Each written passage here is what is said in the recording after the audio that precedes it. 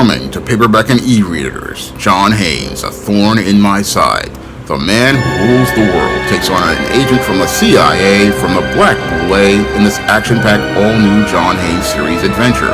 Pre-order your copy of John Haynes' A Thorn in My Side at Amazon.com and other online booksellers. Better get the coleslaw, y'all, cause we're having us a barbecue.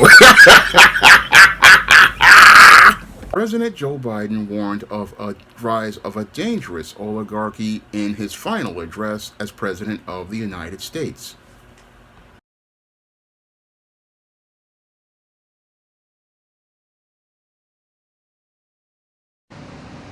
I have no doubt that America is in a position to continue to succeed. That's why my farewell address tonight, I want to warn the country of some things that give me great concern. This is a dangerous and that's a dangerous concentration of power in the hands of a very few ultra-wealthy people.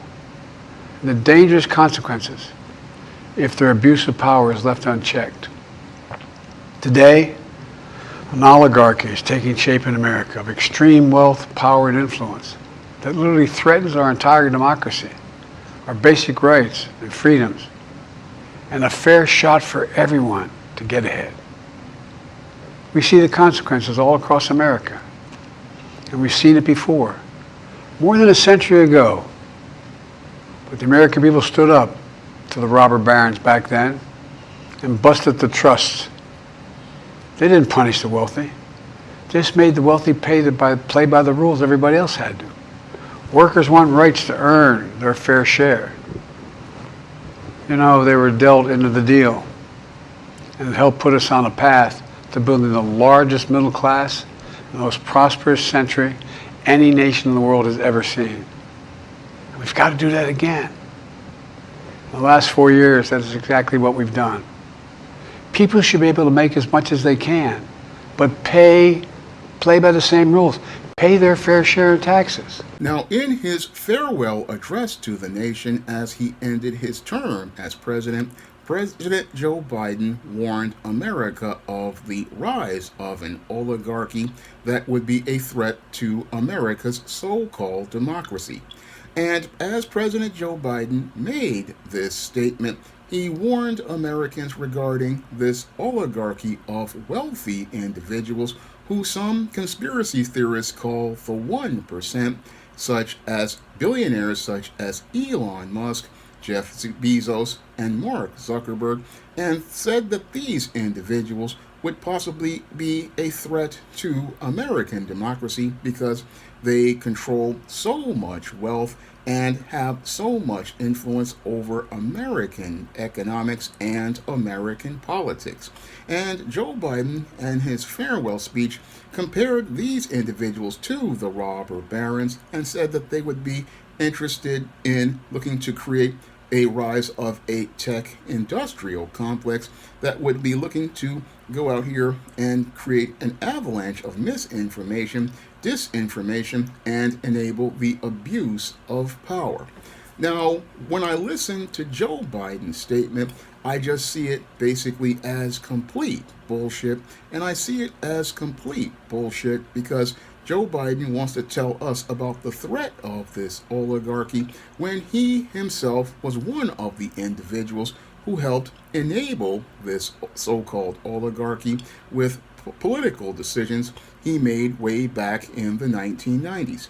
Now, when Joe Biden wasn't going out here looking to oppress black people with laws like changing the laws as related to the sentencing for crack cocaine versus powder cocaine, or orchestrating the mass incarceration of foundational black American people in prisons with laws like the 1994 crime bill, he was co-signing on policies that basically led to the sad state of affairs of America's overall economy, and basically what go along with President Bill Clinton and the Republican Congress put us on this road to an oligarchy by going out here and supporting policies such as the Telecom Act of 1996, and the repeal of the Glass-Steagall Act. And that's the thing that Joe Biden wants to omit from the whole discourse as related to talking about the rise of this oligarchy. He doesn't want to talk about how he and many politicians were the architects of that oligarchy starting as far back as 1996 when President Bill Clinton, in the middle of his second term, got caught up in that scandal with Monica Lewinsky, and how that scandal basically led to the building blocks for that oligarchy, where Bill Clinton, basically being hobbled by that whole scandal, became a lame duck, and as a lame duck basically signed many of the policies that the Republican Congress and Republican Senate pushed through, like the Telecom Act of 1996. Now, the Telecom Act of 1996 was the foundation, I believe, block that's the cornerstone of this entire so-called oligarchy, because this was the formation of the first part of the media oligarchy, because that deregulation of American media basically is, again, the cornerstone of what Joe Biden wanted to say is the avalanche of misinformation and disinformation, because what happened here was we wound up ending federal regulations that basically restricted many of the wealthy from being able to own multiple TV stations, radio stations, newspapers, and magazines. And what that did was make it where we could not get a diversity of thought, because these wealthy individuals were basically controlling the narrative of mainstream media. And as they controlled the narrative of mainstream media by buying up many of the newspapers, magazines, TV stations, radio stations, and other forms of media, what these individuals did was wind up consolidating the media into a media oligarchy. And by 2001, and I want you to know, 2001, we started to see that consolidation, because in 2001, this is where I saw where independent channels like Channel 9 here in New York, which was called WWOR-TV, started to be owned by Fox and have the same content, and where I saw many other networks coming together like TV 55 and CBS becoming owned by the same net channel. And this consolidation of media started to form, again, the first media oligarchy, as 6 corporations began to take control of all American media. And as these 6 corporations took control over all American media, this was the first form of oligarchy to take place in the United States. The second one that took place was with the financial sector, where Republicans and Bill Clinton went out here and repealed the Glass-Steagall Act. And as they repealed the Glass-Steagall Act, this became another building block in the oligarchy that Joe Biden wants to warn us about. The repeal of the Glass-Steagall Act, a law that banned many banks from getting into investment banking. This led to many investment bankers going out here and being able to go out here and get involved in investment banking, and led to many investment banking companies merging with many banks. Moreover, led to many accounting companies merging with many of these other accounting companies. And it also led to the rise of the hedge fund managers coming into American investment. Now, the hedge fund managers were a lot of billionaires who were basically on the fringe. And as these guys who were on the fringe, investing on the side, were allowed to come into American finance, they basically wound up creating a banking oligarchy as related to banks, as banks wound up merging together. Banks like J.P. Morgan merged with Chase, and other small banks like Greenpoint wound up merging with other finance companies like Capital One. This is what happened during the 90s and the 2000s due to the repeal of the Glass-Steagall Act. And Joe Biden, that was all cool with the Telecom Act and the Glass-Steagall Act being put into place. And as he was cool with that, he basically, again, signed off on that. Meanwhile, as the internet was evolving, he was also cool with the rise of big tech. He was also cool with the rise of big tech as related to regulations, and was all cool with all of this in the again days of the Bush presidency. Joe Biden had no problem with any of this, but right now he seems to have a problem with this oligarchy as related to it forming, and only has a problem with it because he can't really benefit from it anymore.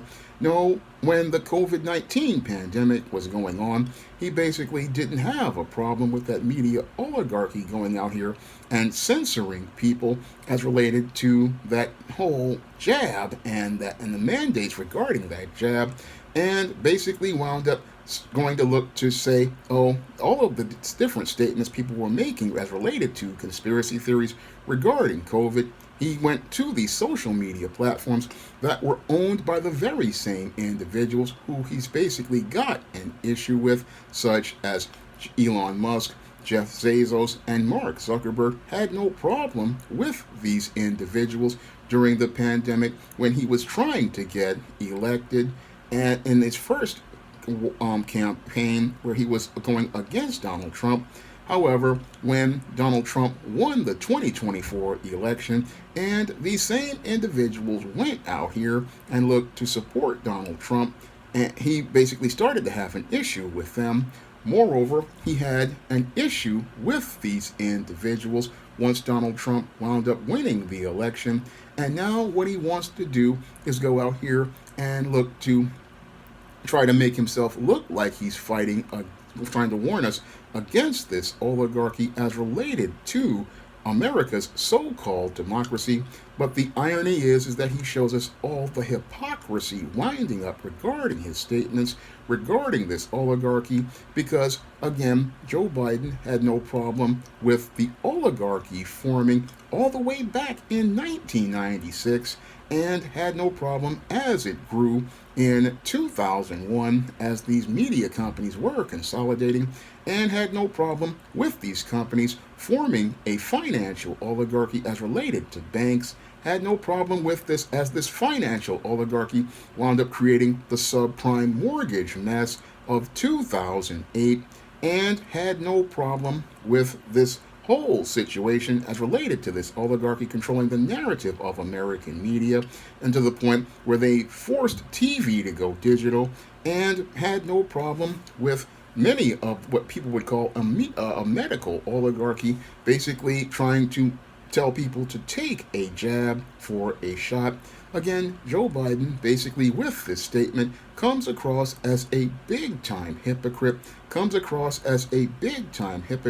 where he goes out here and talks about the rise of this tech industrial complex, a tech industrial complex that he had no problem enabling over the course of the 1990s during the economic boom, had no problem supporting that tech industrial complex as it basically grew in the 2000s, had no problem with this tech industrial complex as it was pushing the agenda for the COVID-19 pandemic to make people go out here and take a so-called mandated shot as related to a vaccine.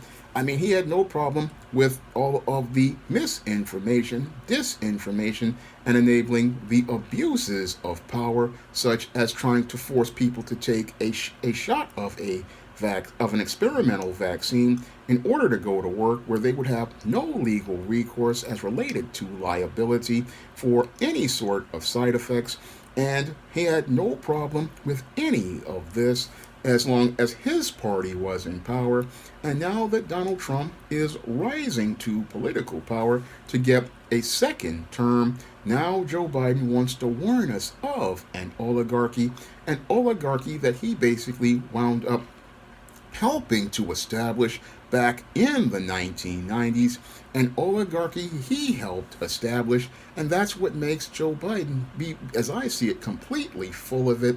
You want to talk about this oligarchy of individuals, an oligarchy of individuals you enabled, and you could have easily stopped all of these individuals back in the day, you and Bill Clinton, had you basically been focused on going out here and leading the government.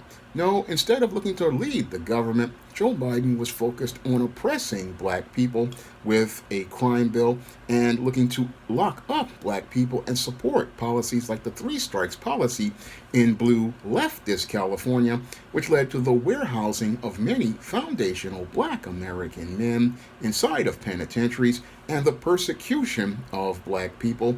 Joe Biden he was so busy focused on those policies that he wasn't focused on many of these corporate types and wasn't focused on those corporate types because as part of his covert contract, he wanted to give those individuals a pass so that he could continue to make money on the side.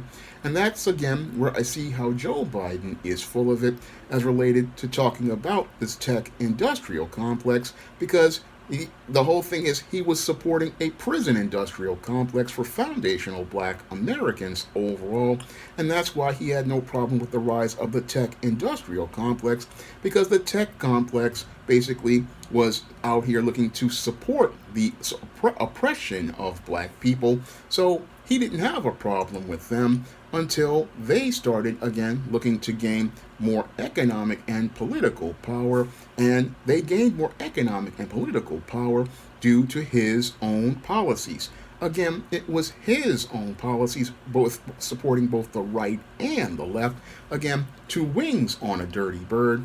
And now you have Joe Biden sitting here talking about how these two wings on the dirty bird are out to create a corporate, whole oligarchy to basically threaten so-called democracy as related to people's basic rights for freedom, and compared them to the robber barons of the early 20th century, who again out here looked to create monopolies and looked to oppress people until the American people pushed back by doing things like forming unions, doing things like going out here and busting up trust by demanding antitrust laws be put in place. I mean, I find it interesting that Joe Biden talks about, again, pushing back against this corporate oligarchy when he again benefited from it. I mean, he's about to have one foot possibly in the grave, but he wants to warn us about an oligarchy he helped form when he was a senator, could have actually prevented that oligarchy from being formed by voting against laws like the Telecom Act of 1996, maintaining the Glass-Steagall Act, and basically preventing Big Pharma from going out here and merging and forming these big corporations. I mean, you could have broken up these companies like America did in the 80s when they broke up the Bell Telephone Company into these different phone companies, which really didn't do much because we still have phone bills that are just insane, and again, could have broken these companies up. But when it comes to big tech, I can tell you one thing, possibly one from a paradigm I have seen for the last 25 years. When it comes to many of these tech companies, they may be going out of business sooner rather than later, because oftentimes there's a life cycle to these tech companies, like Meta, or what you call Facebook, or companies like X or Twitter, or Elon Musk runs.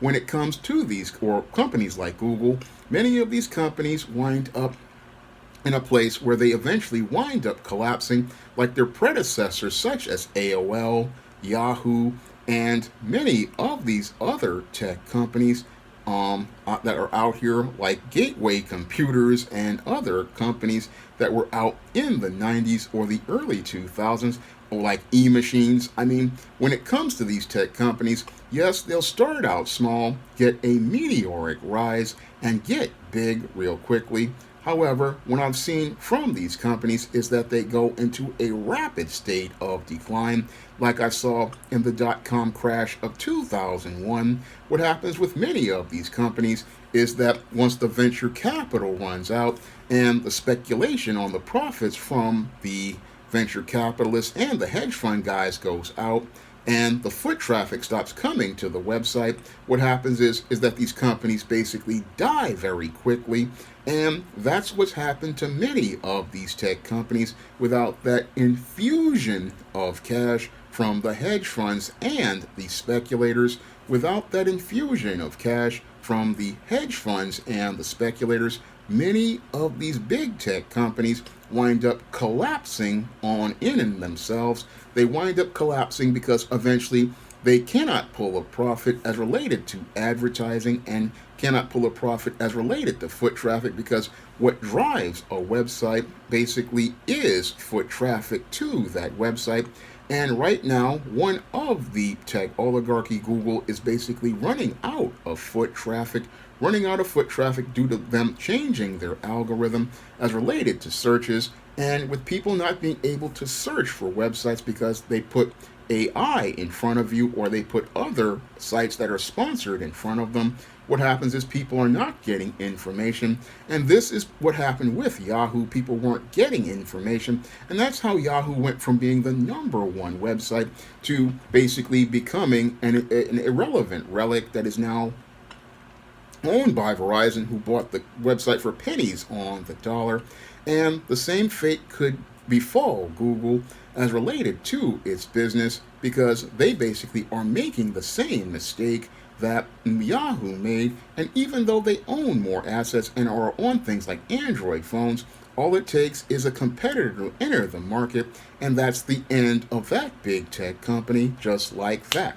And the same fate can basically befall many of these companies. Like, a lot of people are afraid of Amazon, but the whole thing is Amazon in and of itself is having issues with its brand reputation.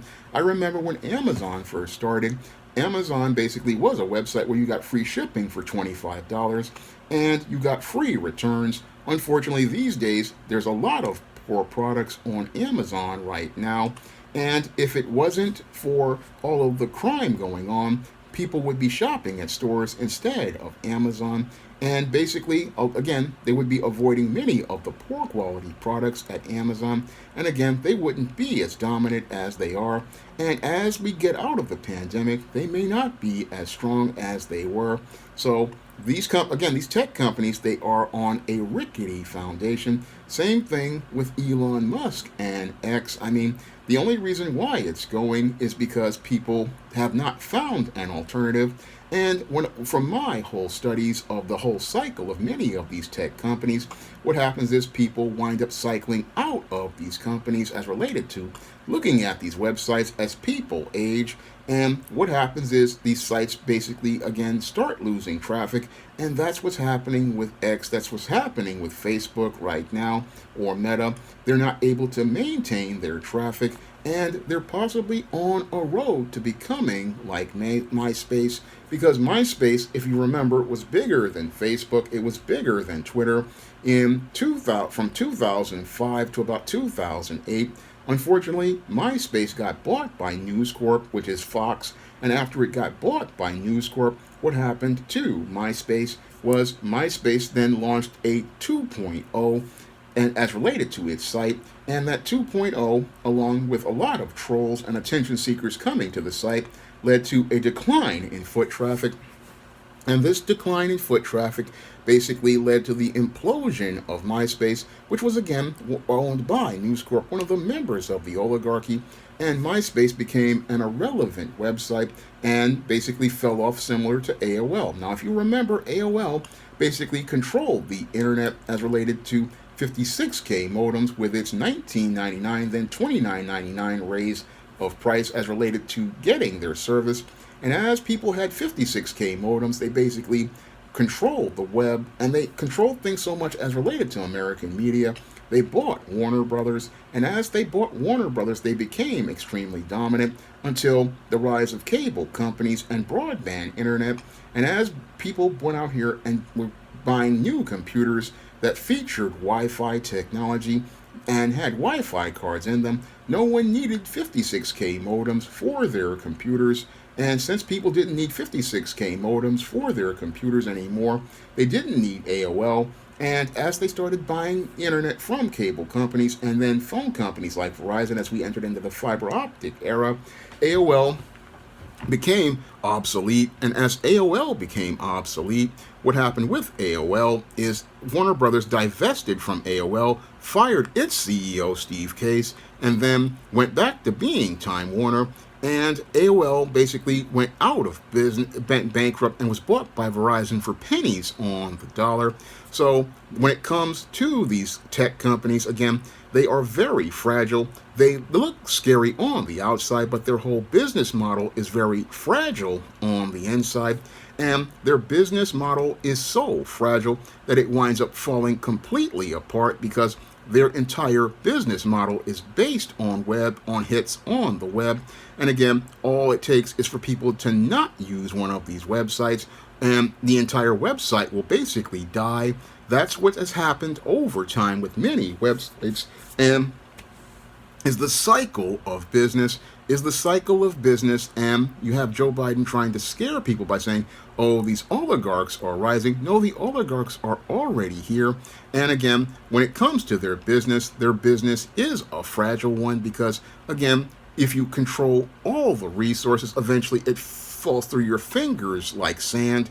And as it falls through your fingers like sand, that's just part of the cycle, because when it comes to the whole cycle of the wealthy, they eventually wind up cycling out after every century. I mean, it happened in the 19th century. We had a lot of rich moguls during the Gilded Age, and they vainly spent their money on mansions all across New York City. And as they spent their money on mansions across New York City, eventually what got a lot of those millionaires back then was the maintenance costs on all of their property, the taxes on their property, and many of those Gilded Age millionaires wound up dying poor. They wound up dying poor due to their vanity and their egos, and a lot of them basically wound up becoming irrelevant footnotes in history as related to life. They wanted to go on forever, but they wound up becoming forgotten towards the mid of 20th century. I mean, by the 1950s, many of those Gilded Age millionaires were just barely a footnote in history. They had lots of money for their time in the 19th century and the early 20th century, but by the 1950s, nobody really cared about many of those individuals, and their names basically wound up getting forgotten as their properties wound up in the hands of a new generation of people.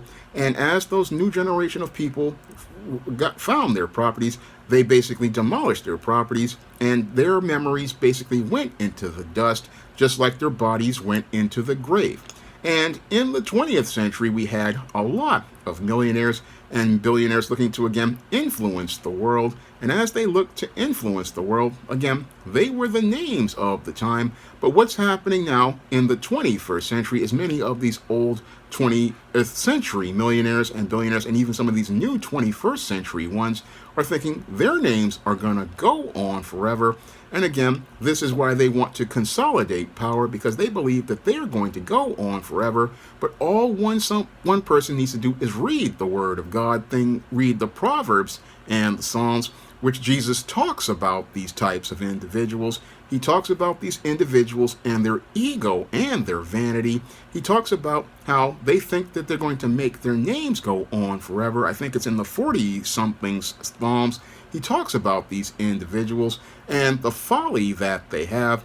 And I remember, again, in the Proverbs and in other books like Ecclesiastes, he talks about the vanity of these individuals who think they're going to maintain their power forever, but their power, again, is only going to be finite. And this is what Solomon warned about regarding you got to watch out for who you give your inheritance to, because what happened with many of those 19th century wealthy people is that they died and left their inheritance to incompetent children. They either left it to incompetent sons who basically squandered their money with riotous living, like a prodigal son, or they were daughters who basically were cheated out of their inheritance because they got involved with all sorts of con men, like the Pookies of the 20th century, who basically put them in insane asylums and then squandered their money.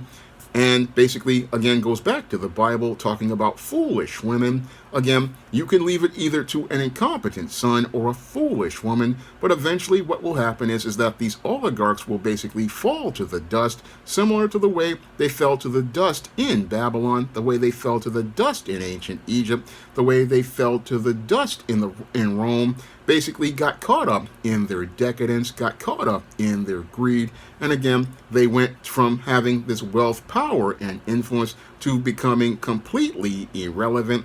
And again, these people, again, threatened people's rights in all of those civilizations before people wound up turning on them. They wound up turning on them because they were completely disconnected from people, caught up in their arrogance, caught up in their ego, caught up in their greed. And again, they tried to deny people their rights, but eventually wound up leaving a mark where they again were completely forgotten. I mean, when you think of guys like Henry Ford, who again supported Adolf Hitler and the Nazis, again, he's come and gone and basically forgotten. Guys like Walt Disney, who supported anti-Semitism and white supremacy, he's come and gone. And the businesses that they have left behind will come and go, because that's just the cycle of life.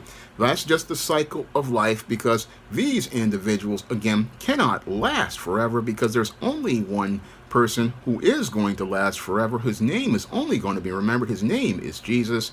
And when it comes to Jesus, he's the only name that's going to go on, because he is the ruler of the earth. Moreover, as the ruler of the earth, Jesus is the one who basically will have a government that will go on forever. And in that kingdom, it is not going to be a democracy where people have a say. And again, the oligarchs in and of themselves will reap what they sow, later than what they sow, greater than what they sow, as related to the spiritual. But upon the terrestrial, when it comes to these so-called oligarchs, many of these individuals, yes, they have billions of dollars right now, but they can go broke like that. And I've seen this happen with many of these .coms and many of these internet millionaires and social media influencers. These people go broke like that, and again, go broke like that because they basically, again, make one bad decision. And as they make one bad decision, they basically wind up falling. I mean, just like AOL, which basically fell when the technology changed, and like many TV stations right now are falling because of the Telecom Act and the decision to make American TV go digital, which led to people migrating over to the internet, and the streaming companies basically struggling at this point, which has led to the implosion of Hollywood, because they make less money on streaming than they did at the box office, because once they changed their business model from getting money at the theater to trying to get people to buy subscriptions, they basically, again, these billionaires are their own worst enemy. And as they are their own worst enemy, again, the tech oligarchy will, as I see it, fall, as Joe Biden is proposing. Big tech will fall just like big oil, big steel, and all of the robber barons, again, will fall as related to things, because that's just the nature of life.